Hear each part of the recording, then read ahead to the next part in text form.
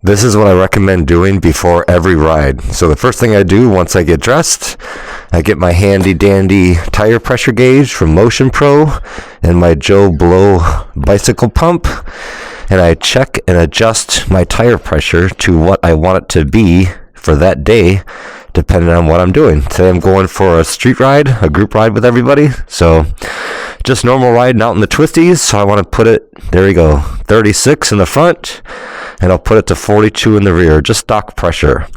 The only time I would really lower my pressure down is if I take the bike to the track.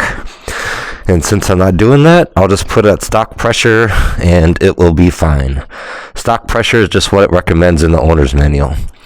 And you could play around with it. You could put a little bit lower, a little bit higher, but I recommend if you're going to play around with it, then just spend all day riding, see what it feels like, and then the next day try adjusting the pressure to something else and see which one you like better. So now that the pressure is good, I just do a little quick walk around as I'm getting dressed, as I'm doing the tire pressure, make sure nothing obvious is leaking, nothing looks broken, everything looks like it's supposed to be. But the real thing is, once I get on the bike, the first mile of riding, then I really recommend people to do what I'm about to do to make sure everything is good with the bike before you get too far away from your house. So let's get into that.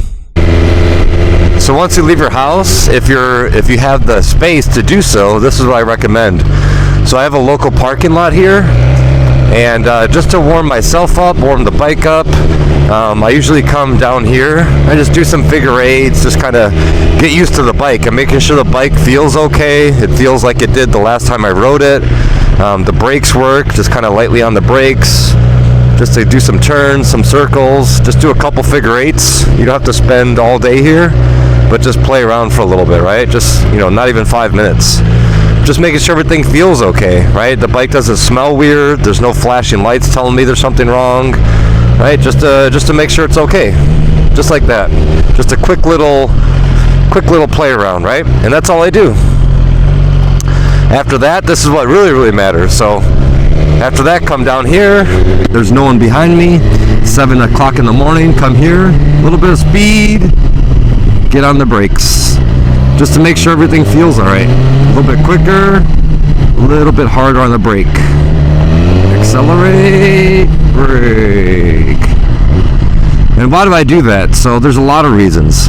Number one, it's the quickest way to warm up the tires, right? Hard acceleration and hard braking warms up those tires. And why does it do that?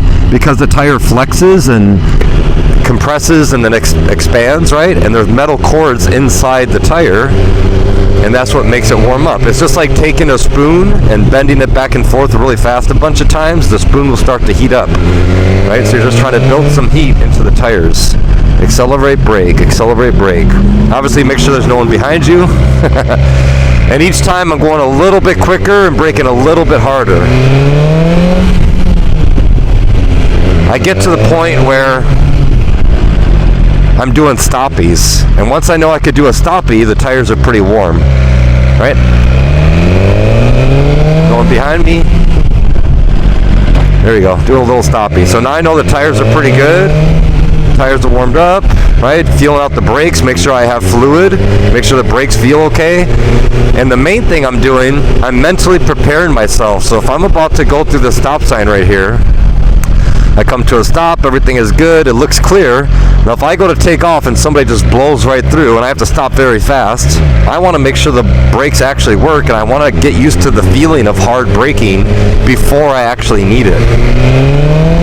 If you wait to the last possible second and you don't practice this at all, and you go through the first red light and somebody blows right through it, well, that shouldn't be a time you need to learn how to use the brakes effectively, and if they even work, when there's actually a car or a kid or a bicyclist in front of you.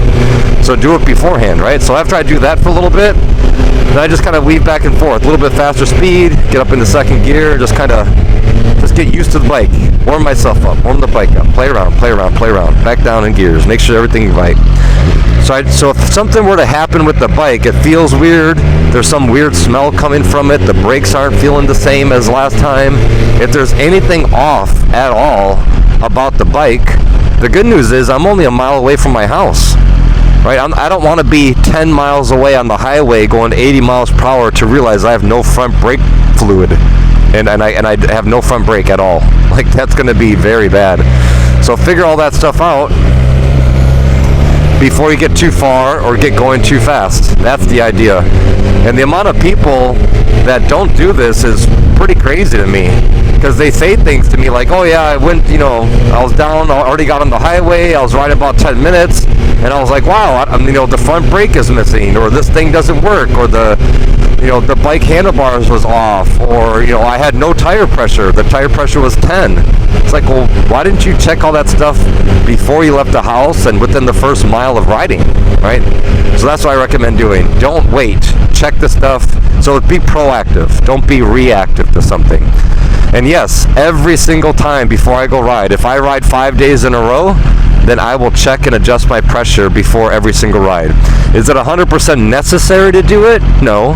But it's just my pre-ride ritual that I do. Like, everybody has a certain order as they get dressed with their gear, and a lot of times if I mess up the order, if I'm distracted, then I forget to buckle my chin strap, I forget to do this.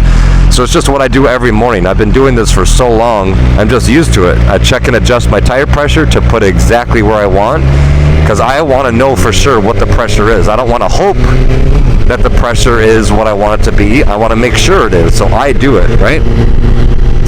So I check and adjust my pressure while I'm getting dressed. I just kind of do a walk around, look at my bike, make sure nothing is obvious.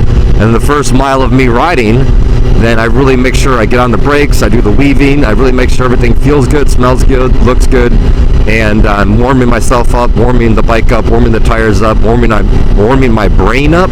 So if something were to happen at the stoplight, or if I have to swerve really fast or brake really hard, I've already done that many, many times before there's actually a threat in front of me.